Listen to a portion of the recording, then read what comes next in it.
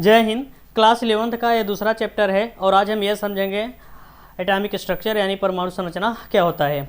देखिए, हम आप जानते हैं कि कोई भी पदार्थ होगा वो छोटे छोटे कणों से मिलके बना होगा, लेकिन उस समय जब 18वीं शताब्दी चल रहा था, उससे पहले का समय था, तो उस समय किसी को ये भी नहीं पता था कि ये परमाणु शब्द है क्या। तो सर्वप्रथम सबसे पहले भारतीय ऋषि आए और भारतीय ऋषि ने सबके सामने ये कहा कि देखिए, जिस तरीके से कोई भी पदार्थ होगा, जिस तरीके से हमारा जो शरीर है वह 5 मौलिक कणों से यानी 5 मौलिक तत्वों से मिलके बना है, ठीक उसी तरीके से कोई भी पदार्थ होगा वह छोटे छोटे कणों से मिलके बना होगा। इस कण शब्द के लिए या फिर ये जो कण द्रव्य के कण के बारे में बताया कौन, भारतीय ऋषि ने, तो इसलिए इनका नाम रखा गया था क्या, आचार्य कणाद, यानी कण के नाम पे ही इनका क्या रखा गया, आचार्य कणाद। और ये जो इनका कॉन्सेप्ट दिया गया था वह परमाणुवाद को बता रहा था। लेकिन हुआ क्या कि ये ठहरे ऋषि के कोई बात मनवे नहीं किया। बोले भैया आप ऋषि हैं, आपको हम प्रणाम करते हैं, आप अपना कमंडल उठाइए और गंगा जल छिड़किए और चलते बनिए।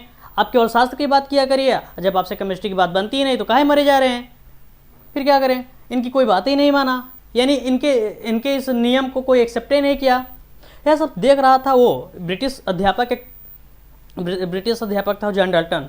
ससुरा वो खेल गया, वो आया सबके सामने, मतलब वो यह सोचा कि अगर ऋषि का बात नहीं मान रहे हैं, चूंकि हम अध्यापक हैं तो हमारा बात तो मन भी करेंगे। वो आया और बोला, कान खोल के सुन लो दुनिया वालों, कोई भी पदार्थ होगा अगर हम उसको तोड़ते जाएं, एक समय ऐसा आएगा कि उसको हम तोड़ ही नहीं पाएंगे। ये जो तोड़ रहे हैं ना छोटे छोटे कणों में, यानी उसको हम और ज़्यादा तोड़ ही नहीं पाएंगे, यानी वह अविभाज्य कण होगा और वह सबसे सूक्ष्मतम कण होगा। और उसी सूक्ष्मतम कण को जो अविभाज्य है, यानी जिसको हम तोड़ ही नहीं पा रहे हैं, उसको हम एटम कहते हैं, यानी परमाणु कहते हैं। ससुरा आया, अपना ही दिमाग दे दिया पूरा। ये लो, लोग पूछे उससे कि कुछ और बताइए, तो पहुंचा एक पूरा थ्योरी दे दिया, जिसे हम क्या कहते हैं, डाल्टन एटॉमिक थ्योरी। वो एक पूरा थ्योरी रख दिया जिसको हम कहते हैं डाल्टन एटॉमिक थ्योरी या फिर डाल्टन का परमाणु संरचना।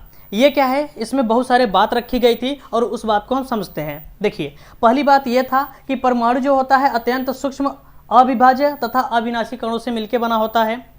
पहली बात बोला गया। दूसरी बात क्या था कि एक ही तत्व के परमाणु समान होते हैं। उसके कहने का मतलब, अगर कोई तत्व एक ही प्रकार के है तो उसके जो परमाणु होंगे वो क्या होंगे, एक जैसे होंगे, समान होंगे। चाहे वह द्रव्यमान की बात करें, चाहे आकार की बात करें, उसका आकार भी वैसे होगा और उसका द्रव्यमान भी उतना ही होगा, मतलब वो जो छोटा छोटा कण है। आगे क्या है कि अलग अलग तत्व के परमाणु अलग अलग होते हैं।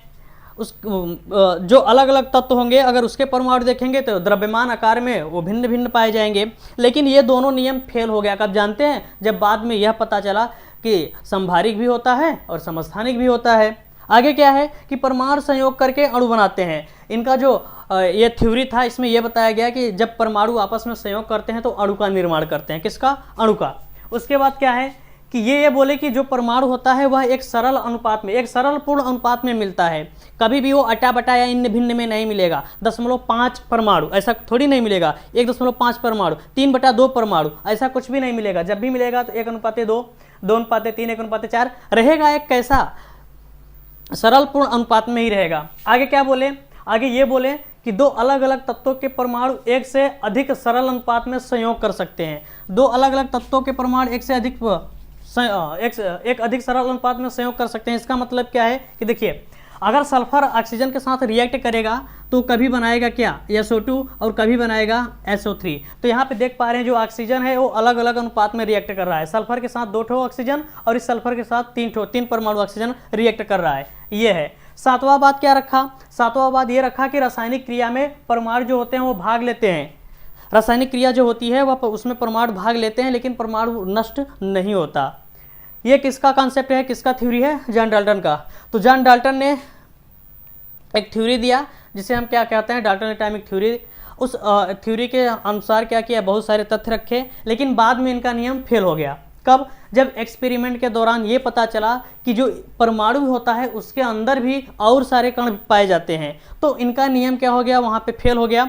चूंकि ये इनका नियम बहुत दिनों तक चला, क्योंकि बहुत लोग एक्सपेरिमेंट कर रहे थे लेकिन उसमें खोज नहीं कर पा रहे थे। जब खोजा गया तब इनका नियम क्या किया गया, फेल हो गया। फिलहाल तब तक ये तकरीबन 100 साल क्या किए, इस बात पे अपना राज किए कि परमाणु जो होता है वह किसी भी पदार्थ का सबसे सूक्ष्मतम कण या फिर मूल कण होता है। देखिए अगर हम बात करें एटम की, ध्यान से देखिएगा एटम की, तो एटम का मतलब ही होता है ए प्लस टम।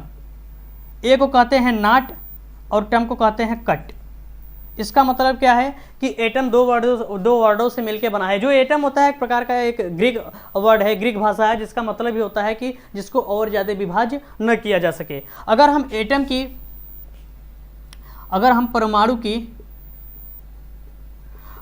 अगर हम आकार की बात करें, आकार या फिर साइज की बात करें, तो जो परमाणु का आकार होता है कितना, 1 एंगस्ट्रॉम से लेके 2.5 एंगस्ट्रॉम तक होता है। ये नियर अबाउट है, मतलब लगभग है, एग्जैक्ट डाटा नहीं दे रहे हैं। अगर इसका हम द्रव्यमान देखें, क्या द्रव्यमान देखें, तो द्रव्यमान जो होता है 1 AMU से लेके तकरीबन 265 AMU एटॉमिक मास यूनिट तक होता है, नियर अबाउट लगभग होता है। तो ये था हमारा क्या, परमाणु। अब इसके बाद क्या हुआ कि कुछ जो डाल्टन का परमाणु संरचना था उसमें कुछ सीमाएं थे। सीमाएं क्या थी कि इनका नियम कुछ जगह पे फॉलो नहीं कर रहा था, नहीं पालन कर रहा था। उसको समझते हैं। देखिए जो जॉन डाल्टन का परमाणुवाद था उसकी कुछ सीमाएं थी, लिमिटेशन था, उसके बारे में समझते हैं। देखिए ये जो जॉन डाल्टन का वो एटॉमिक थ्योरी आया था परमाणुवाद, वह 1803 ईस्वी में आया था। इसकी सीमाएं क्या थी, क्या क्या लिमिटेशन था। तो देखिए अलग अलग तत्वों के जो परमाणु होते हैं वो भिन्न होते हैं। कौन बताया था, जॉन डाल्टन ने। लेकिन क्यों होता है इसको स्पष्ट नहीं कर पाए थे। बाद में पता चला जब क्या आया, समभारिक और समस्थानिक आया। आगे क्या है, परमाणु संयोग कर अणु बनाते हैं। इनका कहना था कि परमाणु आपस में संयोग कर अणु बनाते हैं, लेकिन कैसे बनाते हैं, क्यों बनाते हैं, ये भी स्पष्ट नहीं कर पाए। आगे क्या है कि परमाणुओं को बांधने वाले बल को समझा नहीं पाए। जो परमाणु होते हैं वह एक दूसरे से अट्रैक्शन फोर्स के कारण बंधे होते हैं। इस बल को उस समय समझा ही नहीं पाए कि क्यों आपस में बंधे हुए हैं। अरे कोई भी परमाणु आपस में बंधा रहता है, एक दूसरे के साथ चिपका रहता है। उसके बाद क्या हुआ कि देखिए जब इनका एटॉमिक थ्योरी आया तो कुछ दिनों बाद गै-लुसाक का गैसीय नियम भी आ गया। मतलब कुछ सालों बाद, कुछ समय बाद गै-लुसाक का गैसीय नियम आ गया। तो इनका जो ये परमाणुवाद था, ये गै-लुसाक के गैसीय आयतन को, गैसीय नियम को स्पष्टीकरण कर ही नहीं पा रहा था। आगे क्या है कि अणु तथा परमाणु, अच्छा ये भी बता दिया परमाणु क्या होता है, और परमाणुओं से जब परमाणु मिलते हैं तो अणु बनता है। लेकिन इनके बीच में अंतर क्या होता है इसको भी स्पष्ट नहीं करा पाए। तो इनकी कुछ सीमाएं थी जहाँ पे क्या हो रहा था, नियम फेल हो रहा था। लेकिन लोगों के पास सटीक जानकारी नहीं थी, फिर भी ये क्या किए, तब तक ये इनका नियम चलता गया। फेल तब हुआ जब वो जे थॉमसन आए और वो क्या किए कि इलेक्ट्रॉन की खोज कर दिया। इलेक्ट्रॉन की खोज किया और उसके बाद फिर सभी लोग उसी में भिड़ गए। इलेक्ट्रॉन के बाद प्रोटॉन, न्यूट्रॉन, और उसमें बहुत सारे अस्थायी कण का भी क्या किया गया, खोज किया गया, जैसे मेसान, पॉजिट्रॉन, न्यूट्रिनो, एंटीन्यूट्रिनो। तो बाद में जब ये सब और कण आए, परमाणु के अंदर भी बहुत सारे कण मिले, तो इनका नियम फेल हो गया। अब आगे जो आएगा वो चैप्टर होगा क्या, डिस्कवरी ऑफ इलेक्ट्रॉन।